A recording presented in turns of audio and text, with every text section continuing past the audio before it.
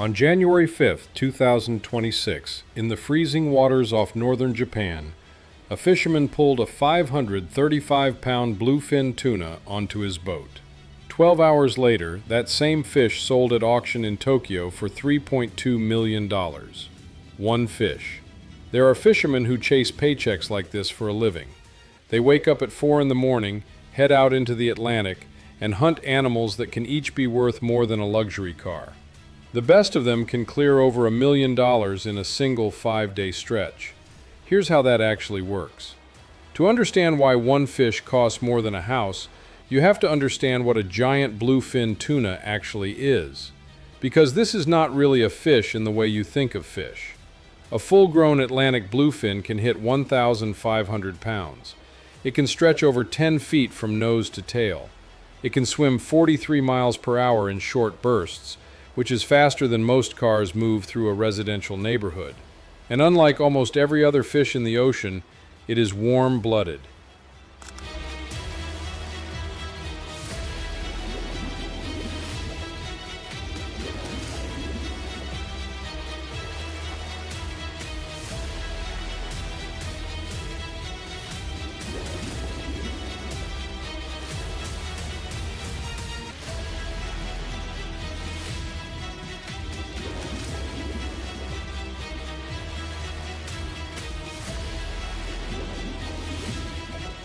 It generates its own body heat through a specialized blood vessel system that researchers call a wonderful net. That heat lets it dive into water cold enough to kill a person and come right back up to feed in tropical surface temperatures the same afternoon. These animals have been tracked swimming from the Bahamas all the way to Norway. They dive 1,800 feet down. They live around 35 years. And they have been hunted by humans for so long that one species, the Atlantic bluefin, has international quotas that limit how many can be killed each year. The reason for those quotas is that one specific part of this fish is gram for gram more valuable than almost any food on Earth. It's called otoro. It's the fatty meat from the belly, just behind the head. In a good winter fish, that section can be nearly 40% fat. It melts at a temperature lower than the inside of your mouth, which is why sushi chefs describe it as dissolving rather than chewing.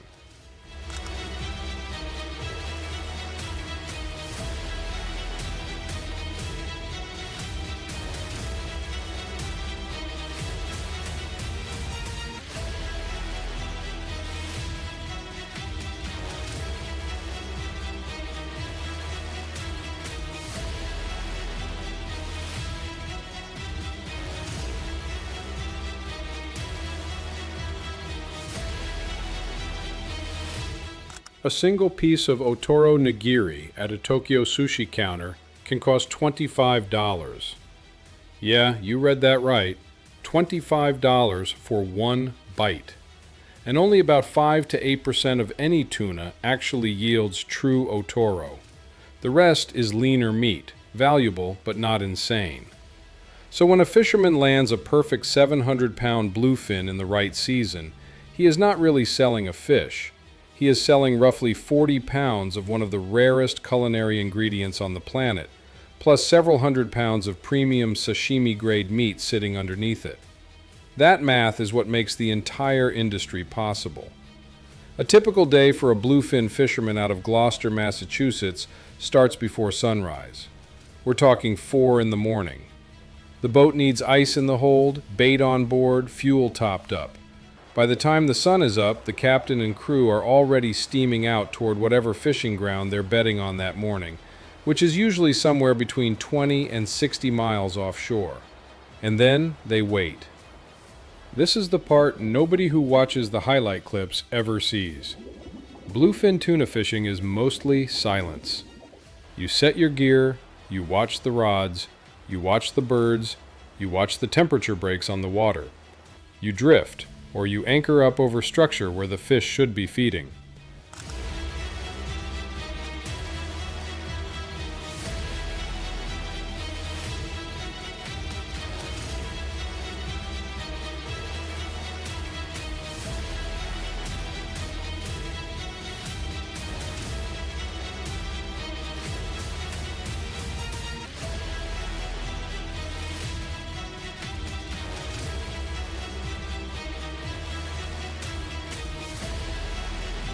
Some days you mark fish on the sonar and they don't bite.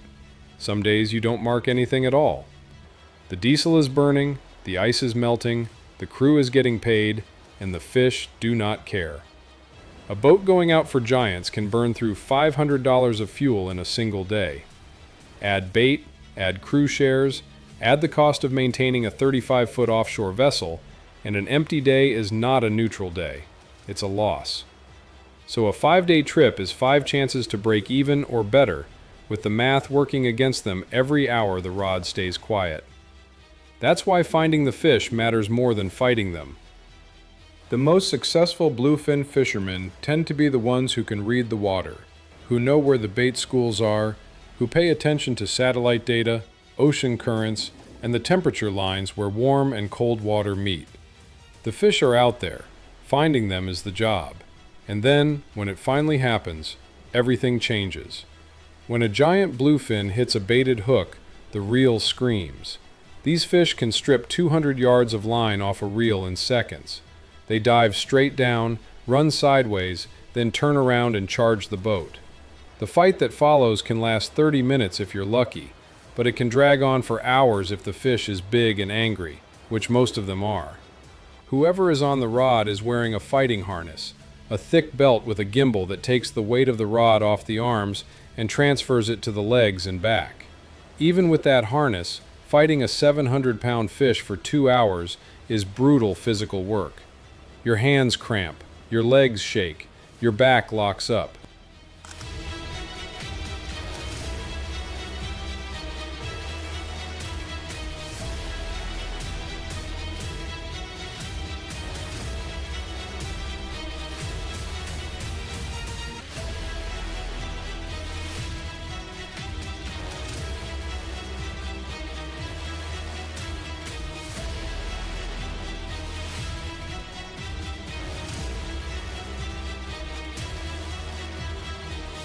You are essentially in a tug-of-war with an animal that weighs 4 times what you do and is built for exactly this kind of fight. And while you're doing that, the rest of the crew has jobs too.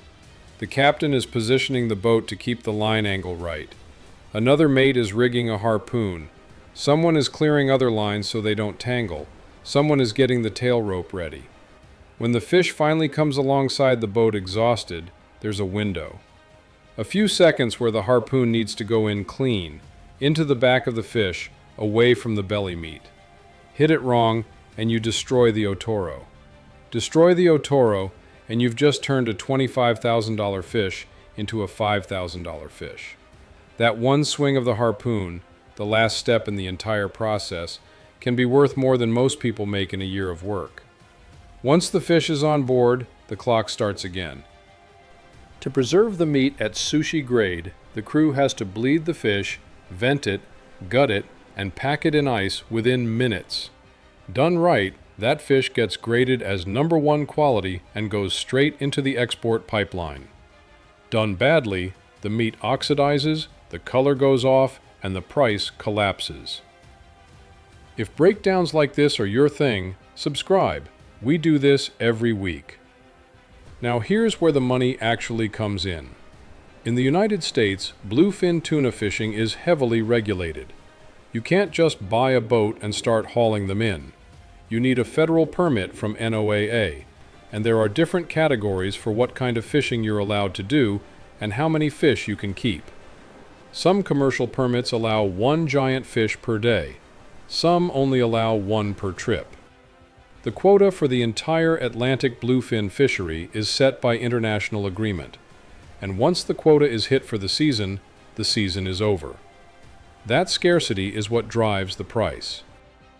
At the dock in Gloucester, a sushi-grade bluefin can go for between $20 and $40 per pound, depending on size, fat content, and quality grade.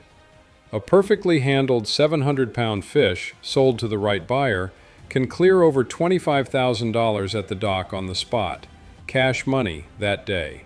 The buyer then flies that fish overnight to Tokyo, where it goes through wholesale auctions and eventually ends up sliced into pieces at a sushi counter half a world away. But the real money is in Japan. Every January, the Toyosu Fish Market in Tokyo holds its first auction of the year. This auction has become a national event. Sushi chains compete to pay outrageous prices for the first tuna of the year because it's seen as good luck, good publicity, and good marketing all at once. In 2019, a sushi entrepreneur named Kiyoshi Kimura paid the equivalent of around $3.1 million for a 612-pound fish. In January 2025, another bluefin sold for $1.3 million. And in January 2026, Kimura broke his own record by paying $3.2 million for a 535-pound bluefin caught off the coast of Oma in northern Japan. The fisherman who landed that fish, he told reporters it was, in his words, as fat as a cow. That single tuna, in that single auction, paid the fishing boat more than most commercial fishermen earn in a decade of work. Now obviously, not every fish hits the Toyosu New Year's auction. Most don't. But here's how the 5-day math works for the top boats. A serious commercial bluefin captain in peak season, fishing the right grounds with the right crew, can land multiple fish in a productive trip. Boats on the National Geographic show Wicked Tuna have been documented pulling fish worth between $5,000 and $30,000 at the dock on a regular basis.